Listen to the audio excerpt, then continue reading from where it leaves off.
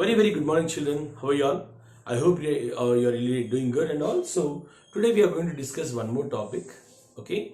But we'll try to discuss the topic which we left yesterday, and then we'll go to the next session. Okay, children. So here, basically, we are living in an environment. So we have a very good environment around us. And in the same way, there are so many living organisms which are living around us, right? So because of these living organisms,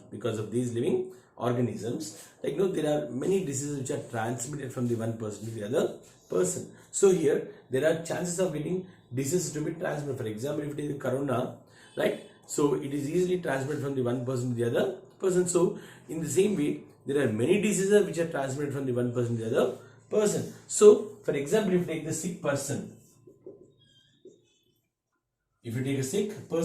so basically what happens is from the sick person, some other host can get the disease, right? So now here there is an agent which is causing this disease. So now here what is the agent here? For example, basically mosquitoes are the agents which can transmit the disease from the one person to the other person. So here, now if the sick person is suffering from malaria or dengue, okay, now the mosquito will come and it will bite him, and what happens here is now basically it will depend upon the blood of the man, right? So the bacteria or the viruses which are already present in the blood will get into the body of the mosquito. Now it goes and bites a healthy person. So whatever the disease was there in this person, now that will transmit, that bacteria or the virus will transmit into other person. So what happens here? This person now, he will start suffering from the disease. Maybe if he is suffering from malaria or dengue, now this person also will suffer from the malaria or the dengue. So that is how what happens is mosquitoes are specially the agents which are transmitting the diseases, right? So if any organism is transmitting the disease from the one person to the other person, we call them as vectors. What do we call them as? Vectors. So here you can say that the mosquitoes are the vectors. Mosquitoes are the vectors which are basically transmitting the disease from the one person to the other person. Okay, children. So, and basically when you talk about the mosquitoes, there are male mosquitoes and the female mosquitoes. So when you come to the male mosquitoes and all, they basically depend upon the plant juices. So you will not expect much harm from the male mosquitoes. But whereas here, only the female mosquitoes will depend upon the blood. Right? Why they depend upon the blood? Because our blood will have nutrients. Our blood will have the nutrients. As our blood will have the nutrients, so now they require the nutrients. They require the nutritious food. What is the reason for them to require the nutritious food? Because they have to lay the eggs. They have to lay the mature eggs, and that is the reason why they require very good nutrients and all. That is the reason why they completely depend upon our blood. So especially these mosquitoes will depend upon the warm-blooded animals. And unfortunately we are the warm-blooded animals, and all these mosquitoes basically depends upon us so that they can get the required amount of nutrients. And what is this requirement of nutrients, and what is this for? To lay the mature eggs. So to lay the eggs and all, they depend upon the warm-blooded animals, and that is the reason why they come and bite and they suck our blood. And when they suck the blood, so if there are any bacteria or if there are any protozoans or the malarial parasites involved, they will enter, they will be transmitted from the one person to the other person. That is the reason why we call them as the vectors. What we call them as? We call them as vectors. Okay, children. So now we'll come to the next topic. So when these microorganisms enters into the body of a host or a human being and all, they can enter into our body, they can infect us by different means, like by mosquitoes or by airborne diseases, by airborne water, or from the soil, and from all these places they can come into our body.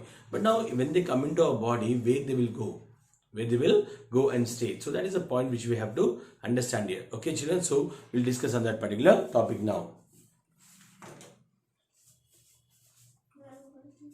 So basically when you take this and all, right, so there are some tissues and organs in our body. Okay, tissues in the sense group of cells will become tissues. Okay, there are tissues and organs in our body. So now if these microbe has to enter in the body, they have to enter into one of these, right? They have to go into tissues or they get into the organs, and also they can stay in the blood. So blood is also it is called as the fluid tissue of the body. Okay, so there are different microorganisms, right? There are no one kind of microorganisms, right? So there are different microorganisms, like, which have evolved to home in different parts of our body. They come and stay in different parts of our body. In this part, in this special, if you see this one, the entry of the microorganism is different, and when they come into the body, they select some part of our body. Okay, for example, skin is an entry, nose is an entry, mouth is an entry. Okay, and skin is an entry. So they can enter in different ways. Like, the destination when it enters into the body, the destination also depends upon the way they enter into our body. So for example, let me tell you this one. For example, if they enter into a body through the nose, okay, what is the place where they enter? So their residing place will be the lungs. So that is a place where they go and reside in the lungs. And for example, you can take the bacteria which are causing a disease called as the tuberculosis.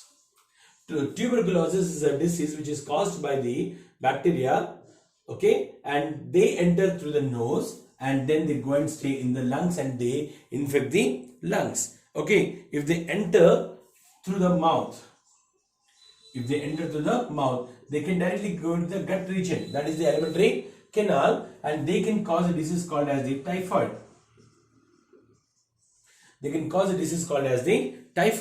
And what they can do is they can stay in the gut and they can cause a disease called as the typhoid. Okay, or else they can also go to the liver and they can cause a disease called as the condition called as the jaundice.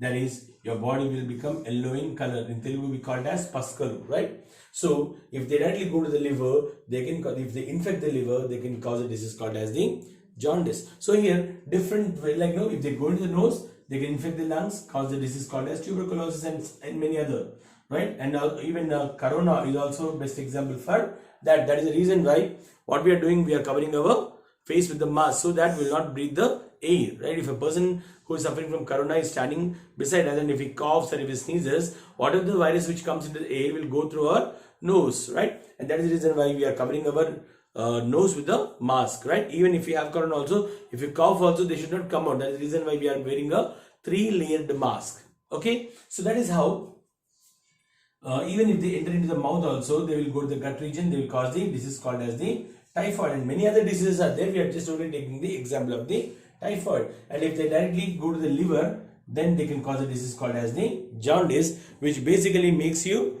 yellow in color. If you see your palms, if you see your legs and all, if you see your eyes and all, they totally look in which color? Yellow in color. Okay, so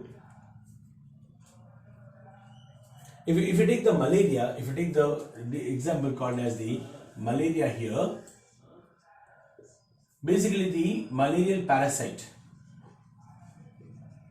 If you take the malarial parasite, what is it? It enters into the blood. First of all, it enters into the blood, okay, and then it goes to the liver, and then it comes to the red blood cells. It comes to the red blood cells, and then it stays in the red blood cells. They stay in the red blood cells, they proliferate in the red blood cells.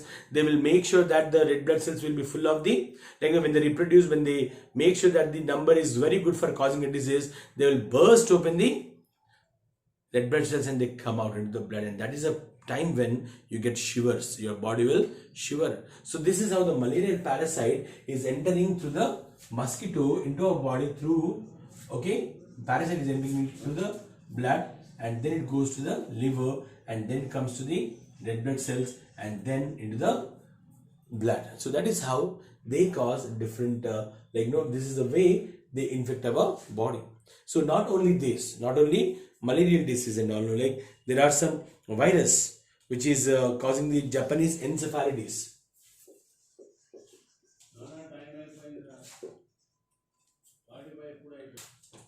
Encephalitis or even the brain fever also, even these are the diseases which are transmitted by the mosquito. But these two will infect the brain. So like this, different, the topic itself is organ and tissue specific manifestations. So organ specific manifestation and the tissue specific manifestation. So some of them are organ specific. That means some of the virus or the bacteria, the protozoans, they will infect the organs. Some of them will directly infect the tissues. So this is how we can see different microorganisms infecting different organs and different tissues in our body. You take the blood is a fluid tissue of the body. So some of them are getting with that. For example, if you take the liver is an organ of our body. Okay, so lungs is an organ of our body. Gut is the organ in the body. So that is how different microorganisms and the parasites and all, like they infect the different parts of our body, or even different organs or the different tissues of our body. Okay, children, I hope you all understood this topic. Okay, and see you all tomorrow. Until then, take care. God bless.